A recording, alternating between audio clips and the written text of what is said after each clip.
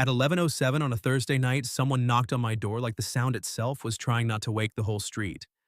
Three soft taps, a pause, then one more. I was in my kitchen, barefoot, eating cold leftover lasagna over the sink because, at 34 years old, I had apparently become a man who owned real plates, but didn't always believe in using them. The rain had started an hour earlier, that steady October rain that made the windows look black and made every house on my block feel like it was holding its breath. I almost ignored the knock. Then I heard a woman's voice through the door. Mason? I froze with the fork halfway to my mouth, because I knew that voice. Not from a bad memory exactly, from a complicated one. I set the fork down, crossed the living room, and looked through the peephole. Claire Whitaker stood on my porch in a camel coat soaked dark at the shoulders, one hand wrapped around the handle of a small suitcase, her silver blonde hair pinned badly like she had done it in a moving car. She was my ex-fiance's mother, and she looked like the kind of woman who had held herself together for everyone else until there was no one left watching. I opened the door. Claire? Her eyes lifted to mine. For a second, neither of us spoke. Then she gave me a smile that barely made it past her mouth and whispered, I didn't know where else to go. That was how my life changed. Not with fireworks, not with some dramatic confession in the rain. Just a beautiful, exhausted woman standing on my porch with a suitcase, looking at me like I was both a mistake and her last good option. I stepped back. Come in. She hesitated. That was Claire. Even falling apart, she had manners. Mason, I shouldn't. You're dripping on my porch, I said. And I just paid a guy too much money to repaint it. Her mouth twitched. Still charming, I see. Only after 10 p.m. Before that, I'm mostly invoices and sawdust. That got half a laugh out of her, and it did something strange to my chest.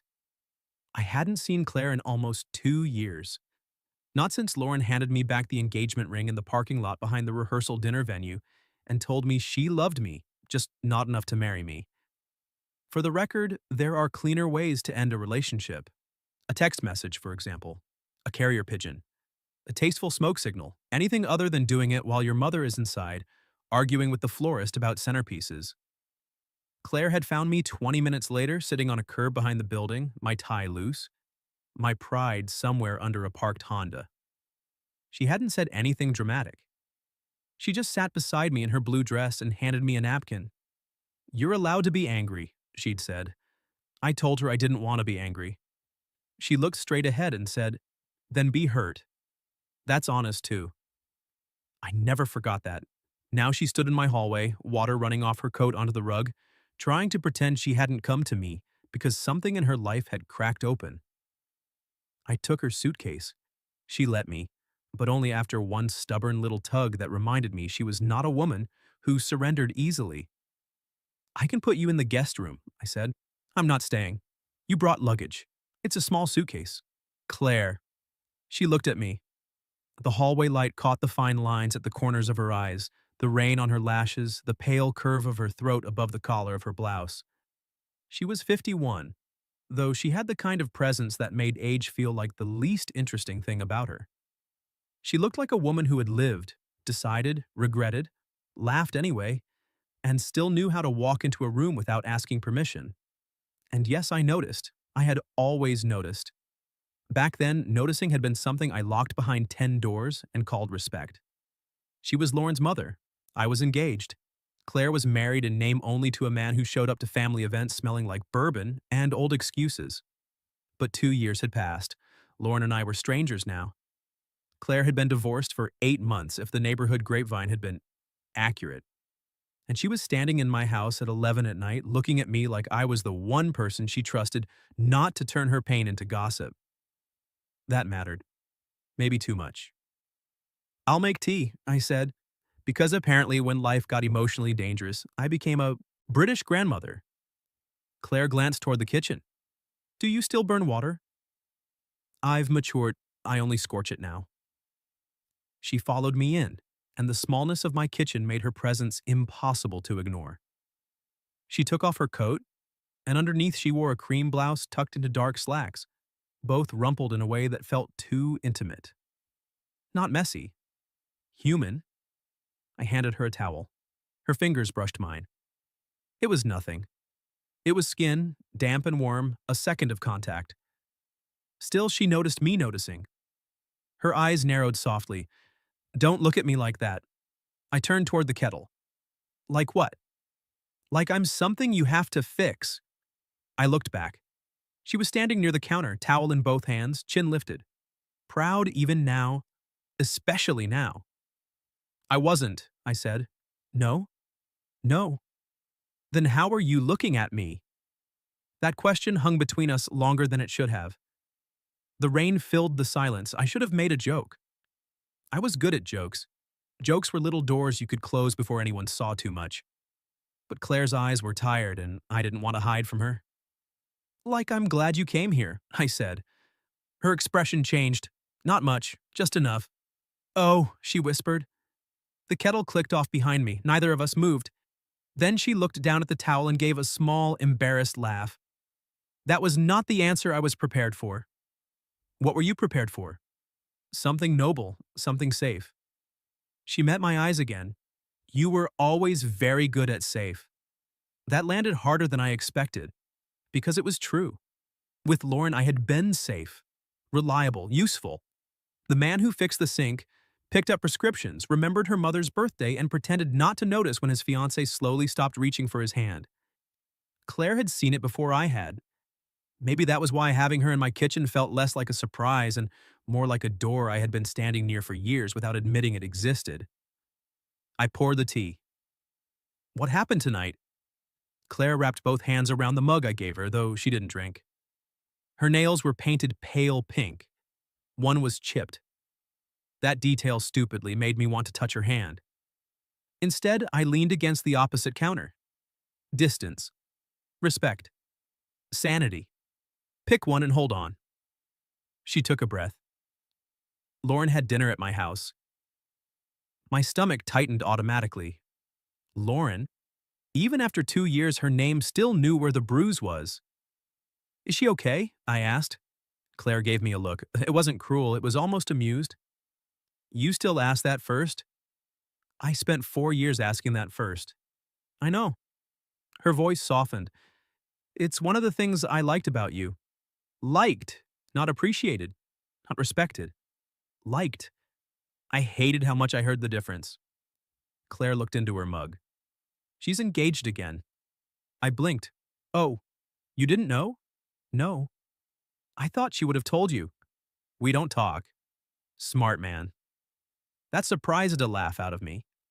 Claire smiled into her tea, and for 1 second, the room warmed. Then the smile faded. She invited me over to tell me. Her fiancé was there. So was his mother. It was all very civilized until Lauren decided honesty was a party favor. I set my mug down. What does that mean? Claire's shoulders tightened. She said I had no right to judge her choices when I'd spent years making poor ones of my own. That's not exactly a shocking mother-daughter argument. No, Claire's voice dropped. Then she said my worst choice was you. I stared at her. For a moment, the rain seemed louder. Me? Claire closed her eyes briefly, like she could still hear the words being spoken in that room. She said I made you feel more wanted than she ever did. My pulse changed. Not sped up exactly, changed. Like it had found a rhythm it had been waiting for. Claire looked at me, and there was shame in her face now, but also defiance. I told her that was unfair. Was it? Her lips parted. I shouldn't have asked. But the question was already there, alive between us. Claire took 1 step closer to the counter between us. Mason! My phone buzzed on the table. We both looked down. Lauren's name lit the screen. I hadn't seen it there in almost 2 years. The message preview was short enough to read before I could stop myself. Is my mother there? Don't be stupid. She's been in love with you since before the wedding. Claire saw it too. All the color left her face.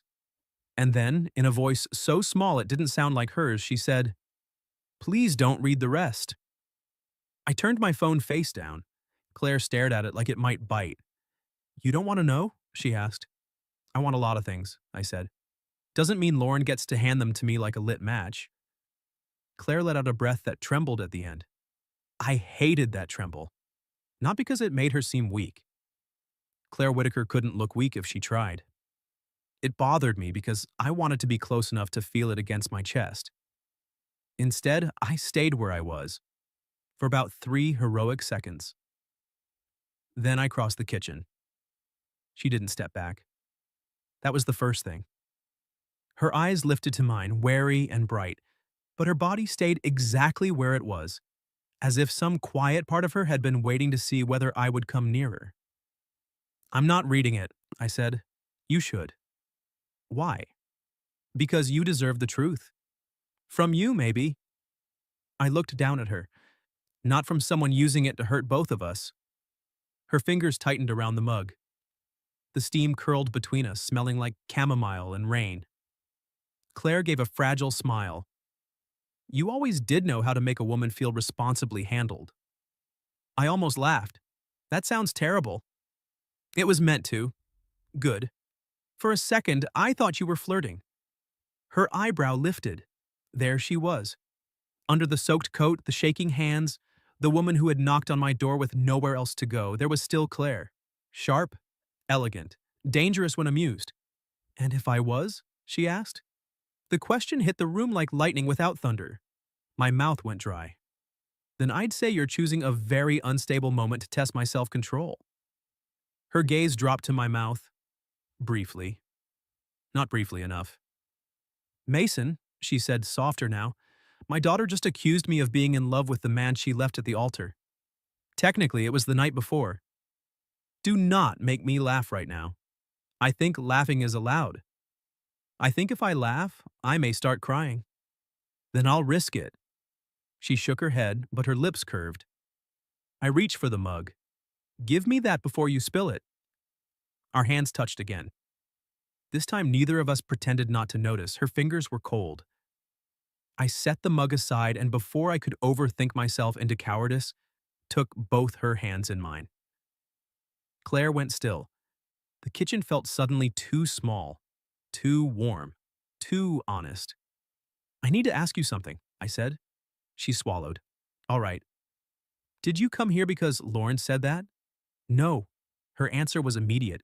"I came here because when she said it, I realized I wanted it to be true." My heart kicked once, hard. Claire's eyes filled, but she did not look away. "I hated myself for that," she whispered. For years. I told myself it was fondness, gratitude, maybe loneliness. You were kind to me when kindness was not something I got much of at home." I knew about her marriage in the way outsiders know about a house with covered windows. You don't see the whole room. You just know the lights are never on. She continued, voice unsteady but determined. "And then Lauren hurt you and I was furious with her. Not only because she had been cruel, but because some awful selfish part of me thought, now he's free. And I have never forgiven myself for that thought.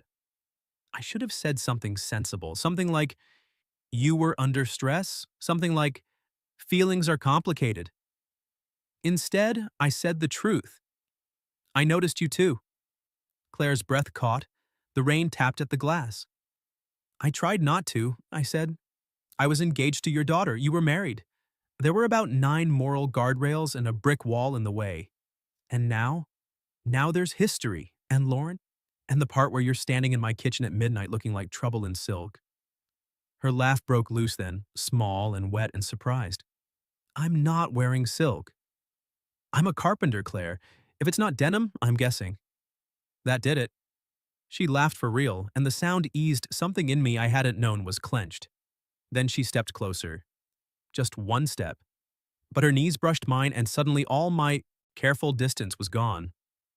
"I don't want to be a scandal," she said. "You're not. I'm older than you. I can count. By 17 years. I can subtract too. This isn't funny." "No," I said, squeezing her hands. "It isn't." Her expression softened. "I don't want to be some reaction," she whispered. "To Lauren, to being hurt, to being lonely." "You're not." "You don't know that. I know I opened the door and felt like the last 2 years had been waiting on my porch." Claire stared at me like I had reached inside her ribs and touched something no one was supposed to touch. Then she moved. Not dramatically. Not like women in movies who fling themselves into destiny. She simply leaned forward and rested her forehead against my chest. I stopped breathing. Her hands were still in mine, trapped between us. Her hair smelled faintly like rain and lavender shampoo. I could feel every careful breath she took. This was more intimate than a kiss would have been. This was trust. I let go of one hand and lifted mine to the back of her head, barely touching, giving her every chance to pull away. She didn't. "I'm tired," she said against me. I know. I'm tired of being admired for surviving things. My throat tightened. "What do you want instead?" Her answer came after a long silence. "I want to be wanted before I have to be brave." My hand stilled in her hair. That was it. That was the sentence that undid me. I bent my head until my mouth was near her temple. "Then let me want you." She shivered. Not from cold. "Mason, I'm not asking for anything tonight," I said. "I'm not asking you to decide your whole life in my kitchen. But don't ask me to pretend I don't want you. I'm done being safe if safe means lying." She pulled back enough to look at me. Her eyes were wet. Her mouth was close. Too close. Not close enough. "I don't know how to do this," she said. "Me neither." That's not comforting. I build custom cabinets for people who change their minds after installation. I'm excellent at complicated. Her smile returned, shaky and beautiful. Then her gaze lowered again. This time, I didn't move. If there was going to be a line crossed, she had to choose it too. Claire rose onto her toes and kissed the corner of my mouth. Soft, brief, devastating. When she pulled back, she looked almost angry with herself. I caught her hand before she could retreat completely. "Don't do that." "Do what?" "Punish yourself for wanting something." Her eyes flashed. "You make it sound simple." "It's not simple." I brushed my thumb over her knuckles. "But it can be honest." The phone buzzed again on the table. Once, twice. Then it began to ring. Lauren. Claire closed her eyes. I reached over and silenced it without looking. Then I held the phone up between two fingers. "Guest room, tea, dry clothes, and in the morning we deal with whatever version of outrage your daughter has prepared." Claire studied me. "And tonight?" "Tonight," I said, "you sit on my couch with me, eat terrible lasagna, and tell me one thing about yourself that has nothing to do with being anyone's mother." Her face changed at that, like I'd offered her a country she had forgotten she was allowed to visit. "All right," she said softly. We sat on the couch under the old quilt my grandmother made, close enough for our shoulders to touch. I reheated the lasagna. She claimed it was edible, which was generous and possibly flirtatious. After 10 quiet minutes, she said, "I wanted to be a photographer." I looked at her. "You never told me that." "You never asked." "I'm asking now." Claire smiled down at her plate. Then, slowly, she leaned her shoulder into mine. I didn't move away. Neither did she. Outside, the rain kept falling. Inside, with Lauren's unread messages waiting in the dark kitchen, Claire reached under the quilt and laced her fingers through mine. I did not sleep much. Not because Claire was in the guest room. Because Claire was in the guest room wearing one of my old flannel shirts. There are tests of character, and then there is hearing the woman you have wanted against all reason padding barefoot down your hallway at 2:13 a.m. to get water. I lay in bed staring at the ceiling like a man negotiating with God. In the morning, I found her in my kitchen before sunrise. She had made coffee. Bad coffee. Coffee so aggressive it might have been used to strip varnish. She stood at the counter, wrapped in the flannel, her hair loose around her shoulders, looking softer than I had any right to see her. My shirt hung to mid-thigh, her legs were bare. I stopped in the doorway. Claire glanced over. Don't say it." "I haven't said anything." "You're thinking it." "I'm thinking several things." Her mouth curved. "Are any of them suitable for breakfast conversation?" "Not with that coffee." She looked into her mug. "It's strong. It has a criminal record."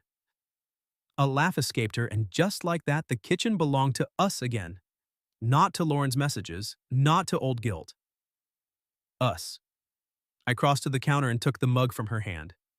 "Sit, I'll make something survivable." "You're very bossy in the morning." You're wearing my shirt in my kitchen. I'm improvising. The words slipped out before I could stop them. Claire went still. Then she looked down at herself as if suddenly remembering what she had on. A blush rose along her throat. I can change. Don't. Her eyes lifted. There it was again. That charged silence. That narrow bridge between what we were allowed to want and what we were brave enough to admit. I set the mug down. Claire, I said, you don't have to hide from me this morning. Her expression trembled at the edges. I'm not hiding. No. I'm recalibrating. That sounds expensive. It usually is. I stepped closer, slowly enough that she could stop me. She didn't. I reached out and folded the flannel cuff back from her wrist. My fingers brushed her skin. Her breath caught just a little. I liked waking up knowing you were here, I said. Her eyes softened. So did I. That was all. 4 words, but they felt like a door opening wider. The doorbell rang at 7:22. Claire flinched. I looked through the front window and saw Lauren on my porch in a camel coat almost identical to her mother's. Her blonde hair smooth, her jaw set like she had come prepared to win. She's here, I said. Claire closed her eyes. Of course she is. You don't have to talk to her. Yes, I do. She straightened. But not in your shirt. I disagree on principle, but I'll wait. She shot me a look. Mason. There's the mom voice. There is also the woman who kissed you last night voice, and she is warning you not to be smug. My entire body remembered that kiss. Noted. Claire changed into her clothes while Lauren kept ringing the bell like the house was on fire. When Claire came back, she looked composed again, but I noticed her hands. They shook. I took one before she reached the door. She looked down at our joined fingers. If I open this, I said, it's because you want me to.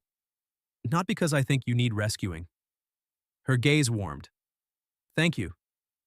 And after she leaves, I'm taking you out. That startled her. Out? Breakfast, a real one. Somewhere with coffee that hasn't committed assault. Mason. A date, Claire. Her lips parted. Outside, Lauren rang again. I didn't care. I kept my eyes on Claire. Not because of her, not because of last night, because I want to sit across from you in daylight and ask about photography and watch you pretend not to steal my toast. Her smile came slowly, like sunrise. I don't steal toast. You look like a toast thief. I look dignified. You look devastating. Her smile faded into something quieter. Then yes, she said. A date. Only then did I open the door. Lauren stood on the porch with her phone in one hand and anger in every line of her face. Her eyes moved from me to her mother, then down to our hands. We had not let go. Oh, wow, Lauren said. So it's true. Claire's fingers tightened around mine, but her voice was calm. Good morning, Lauren. Don't good morning me. You left my house like I'd attacked you. You humiliated me in front of strangers. My fiancé and his mother are not strangers. To me, they are. Lauren laughed once, sharp and humorless. This is unbelievable. Him? Really? I felt Claire shift beside me. For years, I'd known Lauren's anger. It was beautiful in a cold way, precise and polished. It used to make me apologize, even when I didn't know what I'd done. This time, I didn't. Claire said, You don't get to ask that like Mason is something beneath me. Lauren blinked. So did I. Claire stepped half in front of me, not to protect me, but to choose me visibly. Yeah, his kind, she said. He is funny. He listens. He makes terrible lasagna and somehow worse tea, and he has spent years being treated like a consolation prize when he is not one. My throat tightened. Lauren's face flushed. Mom. No, Claire said. You're angry because I came here, not because I did something wrong. And I came here because when my life fell apart, Mason was the one person I trusted to be gentle with it. The porch went silent except for the rainwater dripping from the gutters. Lauren looked at me then, and for the first time in 2 years, I saw something like regret. Mason, I didn't mean... Yes, you did, I said. Her mouth closed. I'm not saying that to punish you, but you meant enough. Last night, before the wedding, all of it. She swallowed. Claire's thumb moved over mine, a small stroke that anchored me. I'm sorry, Lauren said, but it sounded like the words surprised her. Thank you, I said, but this isn't about us anymore. Lauren's eyes flicked to our hands again. It's about my mother dating my ex-fiancé. Not yet, Claire said. I looked at her. Her chin lifted. We have breakfast first. Despite everything, I smiled. Lauren stared between us like she had walked into a language she didn't speak. This will be a disaster, she said quietly. Claire's face softened, not surrendering, but grieving the daughter she loved and could not obey. Maybe, she said, but it will be my disaster to choose. Lauren left 5 minutes later. There were no slammed doors, no threats, just a strained, brittle silence as she walked back to her car. When I shut the door, Claire stood very still in the entryway. Then she turned to me. I'm shaking, she said. I know. I hated that. I know. And I still want breakfast. Something in my chest loosened into joy. Good. She stepped closer. But first, her hand rose to my jaw. I went completely still. Claire smiled, nervous and certain at the same time. I kissed you like an apology last night. I'd like to try again without apologizing. I touched her waist. I'm in favor of this plan. She kissed me. Not the corner of my mouth this time. My mouth.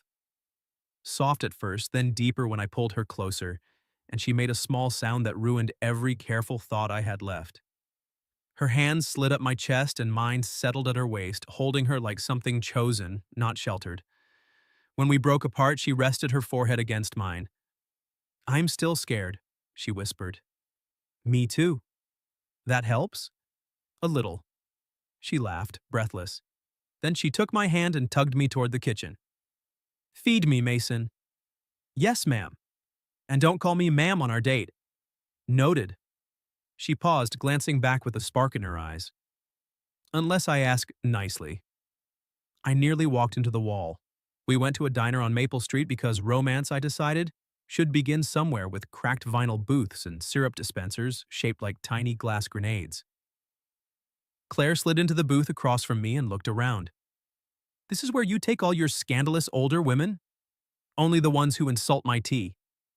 I did not insult it. I feared it. A waitress named Dot came over, took one look at us, and smiled, like she had been waiting 30 years for something interesting to happen before 9 a.m. Coffee? Yes, Claire said quickly, real coffee. Dot poured, glanced between us, and said, You two look guilty. Claire coughed into her cup. I leaned back. We're on a first date. Dot's eyebrows went up. Claire's eyes flew to mine. I held her gaze. No apology, no flinch, no hiding in the safe shadow of maybe. A slow warmth bloomed in her face. Dot grinned. Well, I'll bring extra napkins. First dates are messy. When she left, Claire stared at me over her coffee. You said that very easily. It wasn't hard. It should be. Why? Because people will talk.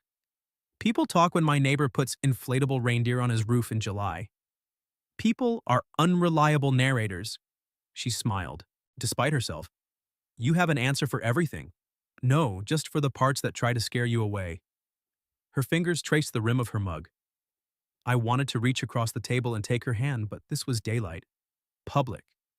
Her choice mattered more here somehow. So I waited.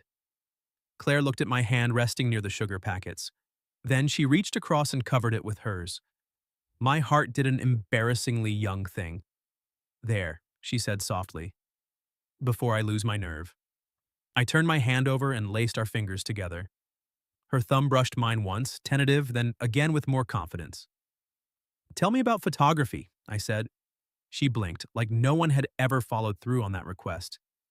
Then she told me, not the neat version, the real one, how she used to skip class in college to take pictures of old train stations, how she loved portraits because faces betrayed what people tried to hide, how she married at 23 and sold her camera 2 years later when money got tight, then never bought another because there was always a daughter, a mortgage, a husband with emergencies bigger than her dreams. I sound pathetic, she said, looking down. No, I said. You sound overdue. Her eyes lifted. For what? For someone to ask what you want next. The question changed her. I watched it happen. Her mouth softened, her shoulders lowered. Something cautious and hungry moved through her expression. What if I don't know? She asked. Then we start small. With breakfast? With breakfast, then a camera shop. She laughed. Mason, I'm serious. I can't let you buy me a camera on our first date. Fine. I'll let you hold cameras while I make comments like, this one matches your eyes. My eyes are not black and plastic. See? Good thing you'll be there. She was laughing when Dot brought pancakes, eggs, bacon, toast, and a look that said she had already planned our wedding colors. Halfway through breakfast, Claire stole my toast. I said nothing. She paused with it halfway to her mouth. What? You don't steal toast? Her eyes narrowed. This is evidence tampering. That is my toast. It was vulnerable. So, you admit it. She took a bite, slow and defiant, and I was gone. Completely gone. There are men who fall in love during grand gestures. Apparently, I was the kind who fell while a woman in dark slacks committed carbohydrate theft and looked elegant doing it. After breakfast, we walked 3 blocks to a little camera shop wedged between a florist and a law office. Claire stopped outside the window. Inside, old cameras sat on velvet stands like relics. She didn't move. You okay? I asked. I feel ridiculous. Why? Because I'm 51 years old and afraid to walk into a store. I stepped beside her, close enough that our shoulders touched. Then we don't go in. She looked at me. I thought you were going to push. I'll challenge you. I won't shove. Her eyes searched mine, and the trust there almost knocked me over. Then she took my hand. Challenge me. So we went in. For 40 minutes, I watched Claire come alive.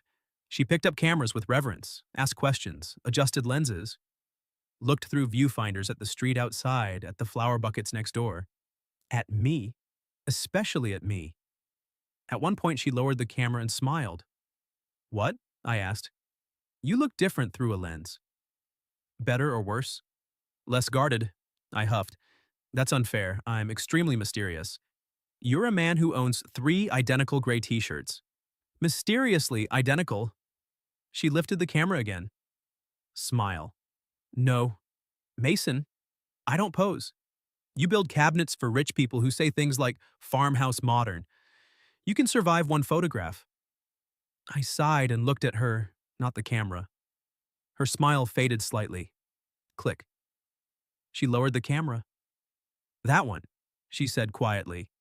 I'd keep. My chest tightened. Then get the camera.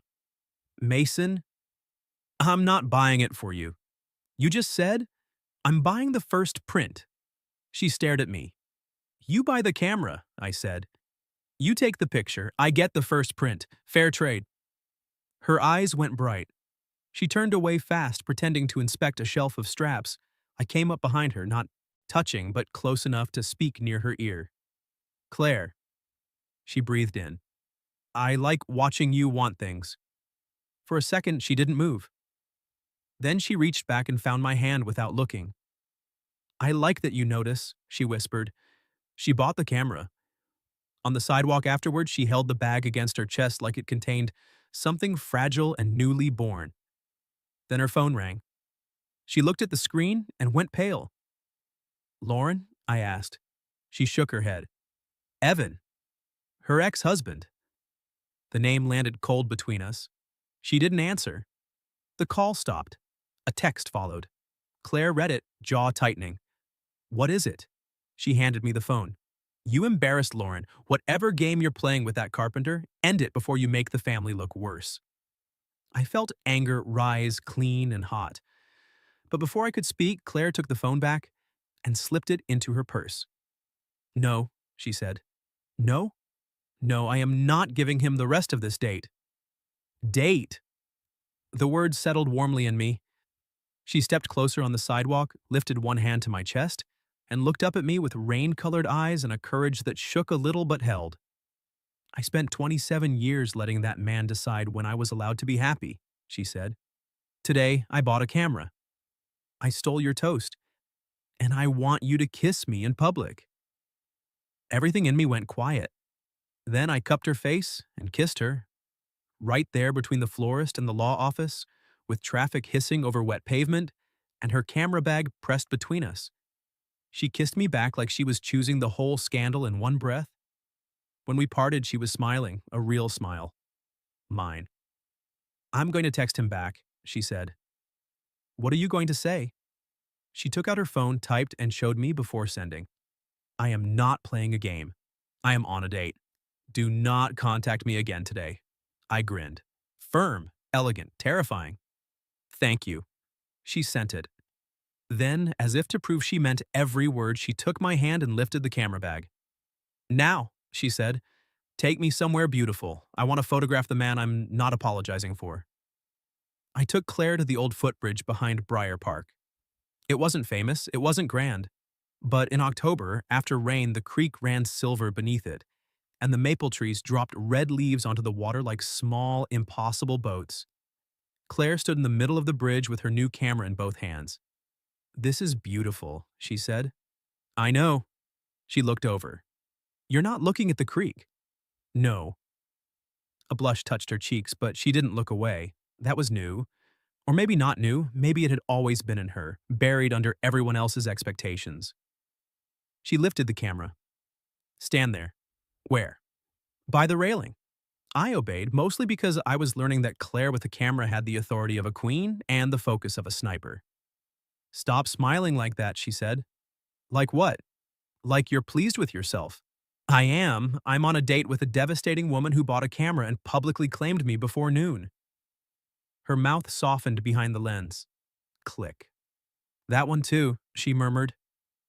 I leaned back against the railing. How many prints am I getting? 1. Ruthless. Art requires boundaries. Does art require lunch? Art requires dessert. I laughed and she caught that too. Click. Then she lowered the camera slowly. For a moment, the only sound was the creek below us. I used to think wanting more made me selfish, she said. I straightened. Claire looked down at the camera in her hands. More attention, more tenderness. More than a marriage where I was useful and a motherhood where I was expected to be endlessly available. I thought, if I asked for anything, it meant I hadn't been grateful enough. You were allowed to want more. I know that today. Her eyes lifted to mine. Because of you. I crossed the bridge to her. Not because of me, I said. I didn't put that want in you. I just happened to be standing close when you finally stopped apologizing for it. She smiled, but tears filled her eyes. You have a very inconvenient way of saying exactly the right thing. I've been practicing on lumber, very emotionally receptive, Pine. She laughed through the tears. Then she set the camera carefully on the railing, stepped into me, and wrapped her arms around my waist. No hesitation, no apology. I held her, my cheek against her hair, while leaves drifted down around us. I don't know what happens next, she whispered. Good. She pulled back. Good? If we knew, we'd start trying to manage it. I don't want to manage you, Claire.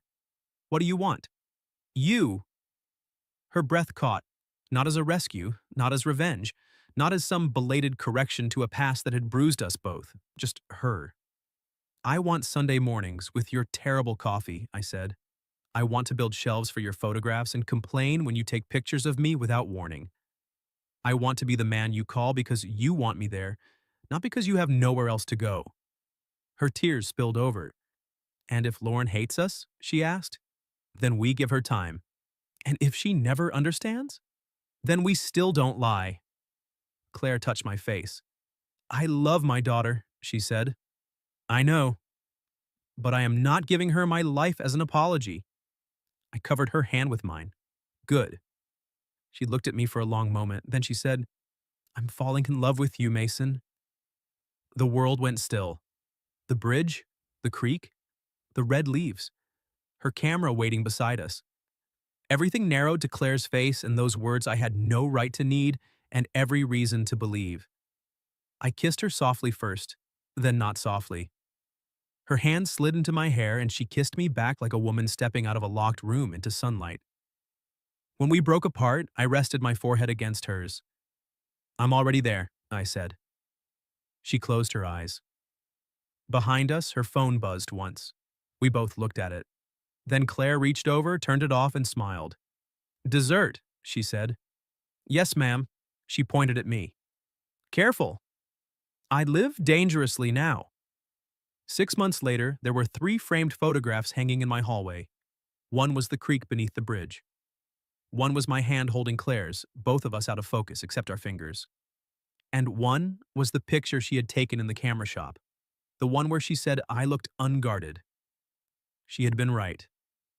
By then, Claire had her own small photography website, 2 paying clients, and a habit of leaving lens caps in my truck. I had built her a work table by the window in my dining room because she said the light there made ordinary things look forgiven. Lauren did not forgive us quickly. For a while, she didn't call at all. Then, one Sunday afternoon, she came by with a box of old photographs Claire had left in her garage.